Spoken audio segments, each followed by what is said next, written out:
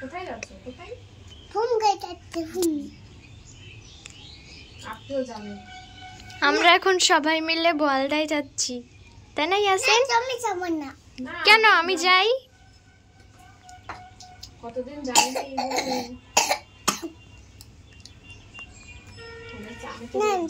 আজকে যাবে কেন? বুনু যাবে না? তোমার ঘর দেখবে বুনু, সুন্দর ঘর তোমার, তাই তো? এই ভিডিও ক্লিপসগুলো আমার আগে পোস্ট করেছি কিনা বুঝতে পারছি না, তো ভাবলাম আর একবার পোস্ট করি। যেহেতু এটা পুরনো ভিডিও, মানে সেফটি ট্যাঙ্ক ঢালাইয়ের লাস্ট দিনের ভিডিও। ওই দিন নাসরিনকে আমি নিয়ে গেছিলাম, তো নাসরিন এর আগে কখনো যায়নি। যেদিন ছাদ ঢালাই হয়েছিল ওই দিন এসেছিলো, তারপর থেকে আর আসেনি। তো ওকে আমি নিয়ে এসেছি এখানে, তো এই ভিডিওগুলো আর একবার পোস্ট করে রাখছি।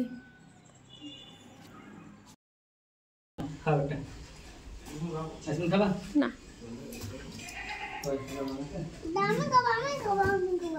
অর্ধেক করে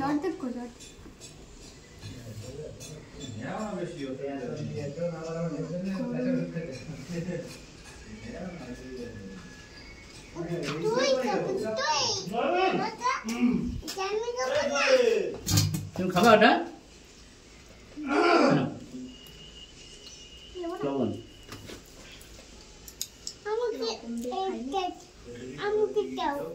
খেতে নেই।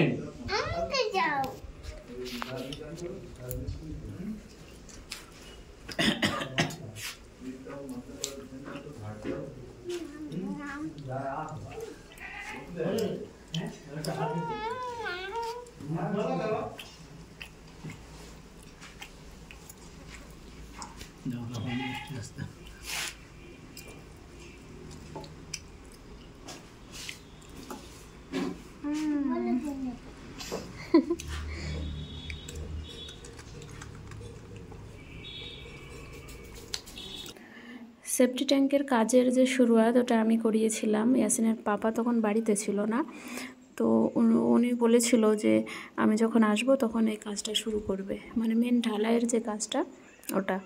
তো সেফটি ট্যাঙ্কের যে পাঁচের যে গাঁথনি ওটা তো হয়ে গেছে, আর এটা হচ্ছে ঢালাই হচ্ছে পাশ দিয়ে। আর আজকে হচ্ছে লাস্ট, মানে 2 ভাগে ঢালাই হচ্ছে। নিচের লেয়ারটা হয়ে গেছে, তার একদিন পর হচ্ছে আজকের এই ঢালাইটা হচ্ছে। তো আজকে শেষ হয়ে যাবে, তারপর 2 দিন পর এটা খোলা হবে। খুলে তারপর মাঝখানের যে পার্টিশনগুলো ওগুলো করা হবে। আর তার ভিডিও তো অলরেডি পোস্ট হয়ে গেছে আমার চ্যানেলে, বাট এই ভিডিওগুলো ছিল পোস্ট করা হয়নি।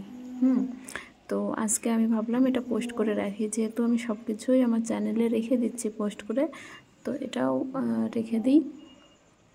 এখন বাজে হচ্ছে দুপুর 2টো, তো ওনারা কেউ খেতে যাবে না মনে হয়, তবে খুব সম্ভব যেতেও পারে।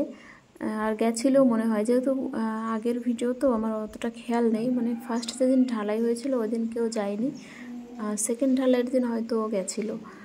তো আজকে ঢালাইটা কমপ্লিট হবে। আর এই যে ভাইব্রেটর নেই, তার জন্য একটা লম্বা বাঁশ, মানে চিকন বাঁশ দিয়ে আর কি এরকম ইয়াসিনের পাপা এগুলো ভাইব্রেট করছে। তো এই যে একটু পরে আমরা বাড়ি যাব, তবে খুব সম্ভব মানে সন্ধ্যার দিকে যেতে পারি।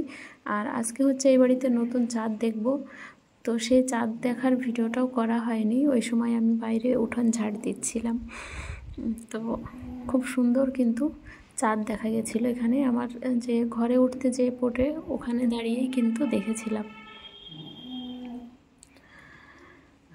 কালকে থেকে রোজা শুরু, এরপরে তো ভিডিও সব রোজার ভিডিও শুরু হয়েছে।